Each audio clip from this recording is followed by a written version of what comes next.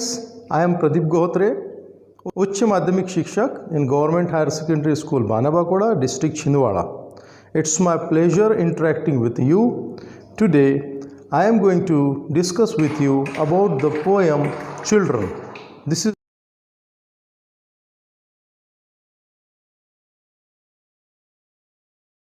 is the fourth poem of our textbook of class 10th.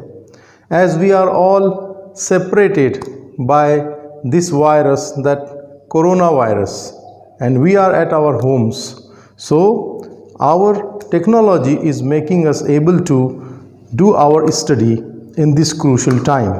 So I hope you will enjoy this video, and this video will benefit you in your examination as well as in your learning. I am very thankful for you for your comments in my previous videos. Now starting this poem. Children, as the name suggests, this poem is all about poets' feeling about the children. This poem tells us about the children, how beautiful the poet thinks, feels when he sees the children at their play. He compares the children's play sports with the wisdoms of the books.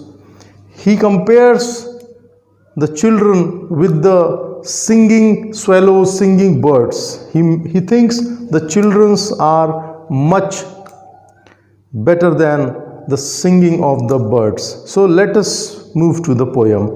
We will discuss the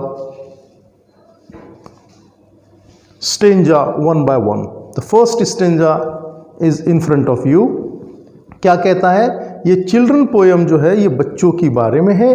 कवि बच्चों को देख के कैसे feel करते हैं, महसूस करते हैं, वो यहाँ पर बताया गया है. तो देखेंगे आप. कम टू मी ओ ये चिल्ड्रन, बच्चों मेरे पास में आओ, मेरे पास आओ प्यारे बच्चों. For I hear you at your play, क्योंकि जब मैं तुम्हें खेलते हुए देखता हूँ. And this question that perplexed me, और वो प्रश्न, वो परेशानियाँ जो मुझे जीवन में परेशान करती है, वो प्रश्न, वो समस्याएं जो मुझे चिंतित करती है, हैव वेनिस्ड क्वाइट अवे, जो बहुत हद तक के क्या हो गई, दूर हो गई. तो पहले पैराग्राफ में कवि कहते बच्चों से कि मैं जब तुम्हें खेलते हुए देखता हूँ तो मेरे अंदर की जो समस्या, जो परेशानियाँ है वो दूर हो जाती हैं.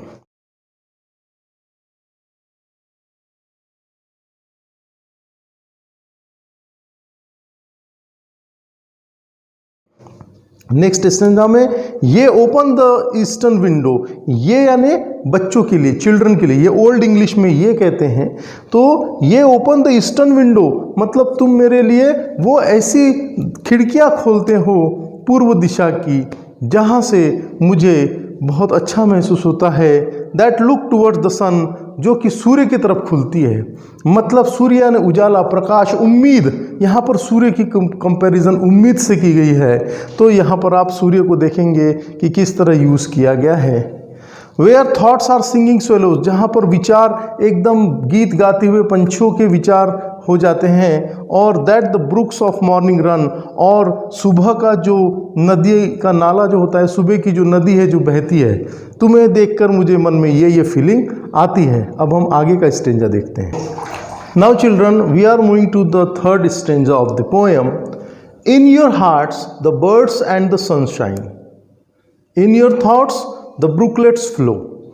आपके हार्ट में, बच्चों के हार्ट में बर्ड्स होती है, सनशाइन जैसी चमक होती है, और आपके विचारों में जैसे कि एक छोटी सी नदी बहती है, उस तरीके के आपके विचार होते हैं, मधुर विचार होते हैं.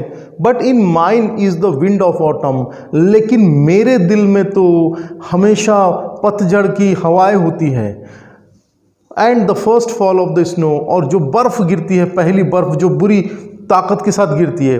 यहाँ पर शुरू की 2 लाइन में यहाँ पर कवि महोदय जो पोएट है वो यहाँ पर बच्चों के बारे में एक्सप्लेन कर रहे हैं कि बच्चों की कितनी शानदार ज़िंदगी है. उनकी चिड़िया, सनशाइन और सुबह के नदी से उनके विचारों को कंपेयर कर रहे हैं.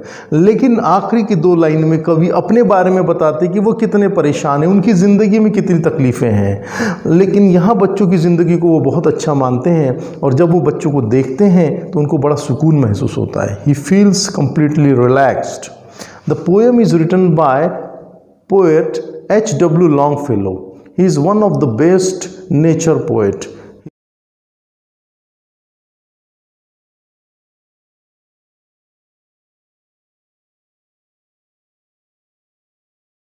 He loves nature and the children very much. Now we are moving to the next stanza of the poem. Come to me, O ye children, and whisper in my ear. बच्चे मेरे पास आओ और मेरे कानों में कुछ कहो, फुसफुसाओ.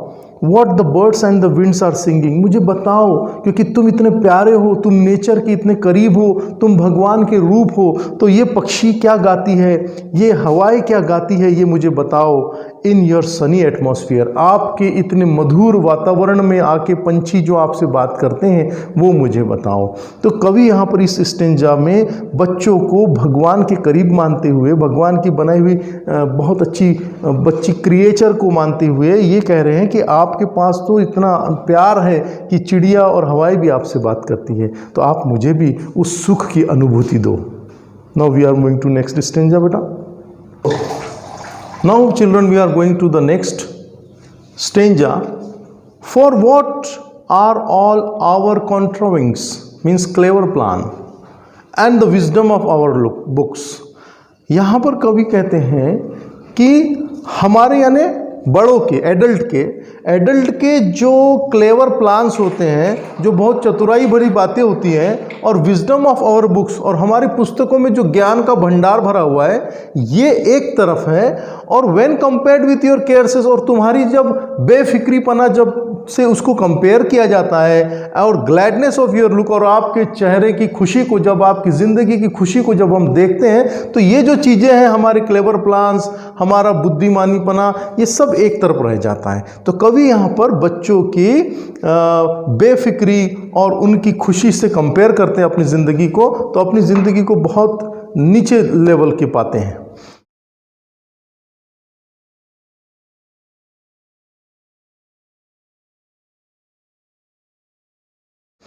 नेक्स्ट एंड लास्ट स्टेंजा क्या कहता है, ye are better than all the ballets.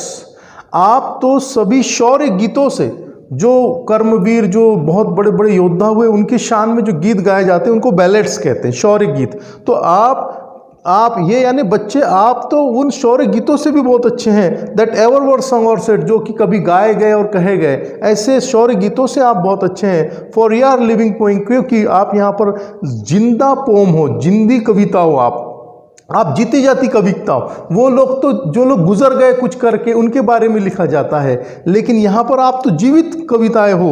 And all the rest are dead, और आपको छोड़ के बाकी सब क्या है, डेड है, नश्वर है, समाप्त हो चुका है. तो दोस्तों, आपने देखा होगा यहाँ पर इस पोयम में कवि ने, इस पोम, एक्चुअली इसका पोयम का प्रोनाउंसिएशन होता है पोम.